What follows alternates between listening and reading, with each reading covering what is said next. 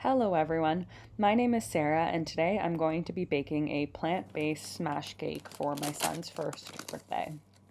A smash cake is a personal cake that is given to a 1-year-old at their first birthday. It's entertaining to see a 1-year-old eat a cake because often they haven't had junk food in the first year of their life. So I'm going to be including the recipe in the description in case you miss any of the steps along the way here. I started by making a flax egg and now I'm adding my dry ingredients. So I've got a cup of flour, a half teaspoon of baking powder, a half teaspoon of baking soda,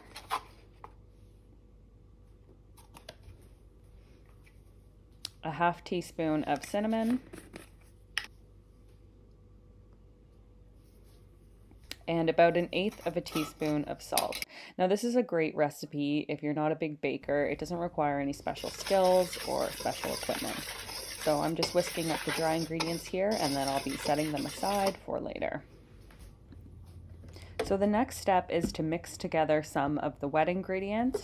I used a food processor for this, but you could use a blender or you could just mix up everything by hand, smashing the banana with a fork.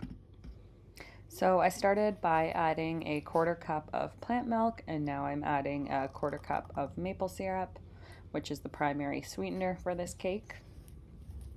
The next thing I'm adding is 1/3 of a cup of unsweetened applesauce. So this also adds some sweetness along with moisture to the cake. And lastly, I'm adding a ripe banana, which I'm just breaking into chunks. And anytime you're baking with banana, really the riper, the better. So once I have all those ingredients in the food processor, I'm just pureeing it up.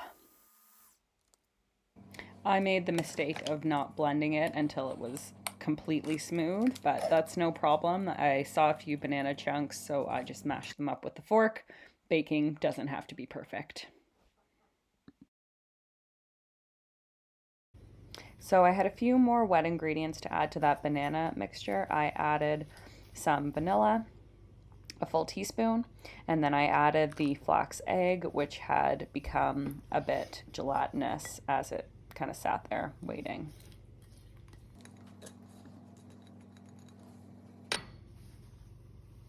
And then I gave this a gentle mix and then just set it aside for later.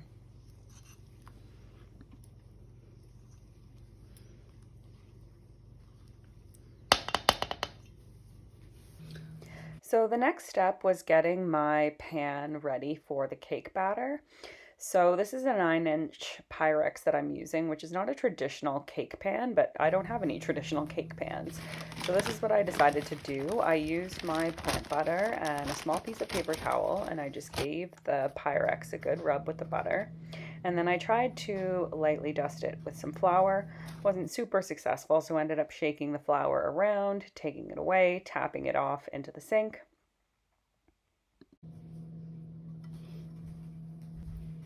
So this is what I ended up with after that. I still wasn't fully confident that it was going to be non-stick, so I decided to put a piece of parchment paper in there as well that I just cut to fit within the pan.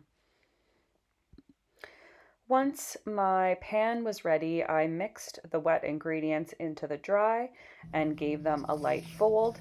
Anytime you're making something like cake or muffins where you're using flour, it's best to just mix it gently and to not overmix it. If you overmix it, it becomes a bit glutinous and tough like bread. So I had previously preheated the oven to 350 degrees. And once my batter was just mixed, I poured it into the cake pan. And as you saw before, I decided to use my 9-inch Pyrex, but if you have traditional round cake pans, that would work just as well, and you could divide the batter into multiple pans and just adjust the cooking time accordingly. So I baked this at 350 degrees. I didn't know how long it was going to take, so I initially set my timer for 25 minutes and then checked on the cake at that point.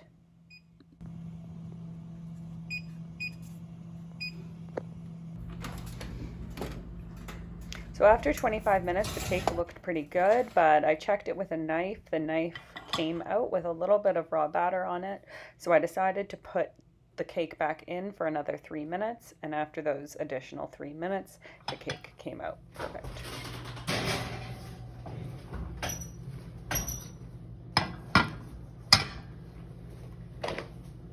Now, anytime you're going to be icing a cake, you want to let it cool completely before you try to ice it at all. So I let it cool in the pan for a while, and then I lifted it out with my parchment paper, and you can see it came out super easily. It did not stick at all, so I was very happy that that worked out well. So because I had a square pan, I just decided to make a square cake, but you could just as easily have cut these into rounds. This cake was super sturdy and easy to cut. So while it wasn't pictured there, I did cut off the edges of it as well to make it more of a perfect square shape. And then I decided that the cake was a bit too thick for the layering that I wanted to do with the icing. So I decided as well to cut each square in half to make thinner layers for my cake. So the next up was the icing, and I was doing a coconut cream based icing. And you can see I had a can of coconut milk that I had been storing in the fridge, and the fridge storage causes the coconut cream to separate from kind of the coconut water, as you can see here. So I just scooped out the coconut cream aspect, left the watery part in the can. You can make your life a bit easier and just go ahead and buy a coconut cream product.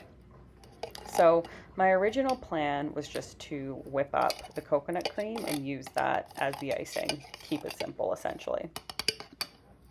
But once I started whipping up the coconut cream, I pretty immediately lost faith that it was going to get thick enough to actually hold up the layers of cake. It's possible that I just didn't blend it long enough. It's possible that I didn't have the right product. But in any event, I basically started improvising at this point, and in the end, it worked out well. So once I got tired of whipping the coconut cream, I put it back in the fridge to sort of harden a bit again. And I got out my coffee grinder and some chia seeds, and I decided to grind up some chia seeds and use them to help sort of stabilize the coconut cream icing. So I didn't want the seeds to be too obvious in the icing, so I did blend them up rather than just putting them in whole.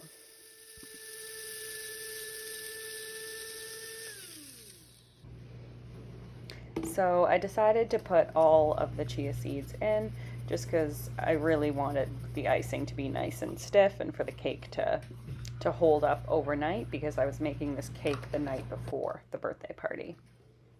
So I blended those chia seeds into the coconut cream, and it immediately became apparent that the seeds were quite visible. So I moved on to the next stage of my improvisation, which was making a blueberry compote to kind of dye the icing and conceal the chia seeds.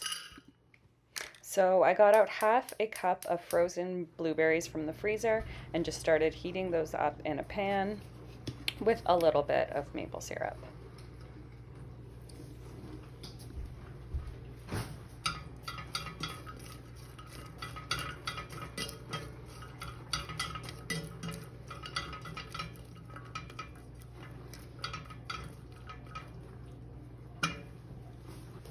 Once the blueberries had cooked down a little bit, I threw them into a little plastic cup and I blended them up with my stick blender.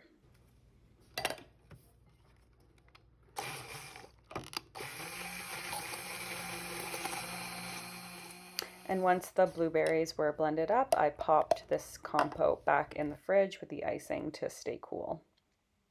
Once everything was cool, I mixed in a bit of the blueberry compote to get it a nice purple color, and then I added more and more until it got to a color that I liked, and I do think this was a very fun purple icing. And once the compote was mixed in, I did pop this back in the fridge again to cool and firm up again before I got to the assembly stage. So once the icing had gelled a bit with those chia seeds and cooled down, it actually was quite thick and it seemed like it was going to work really well.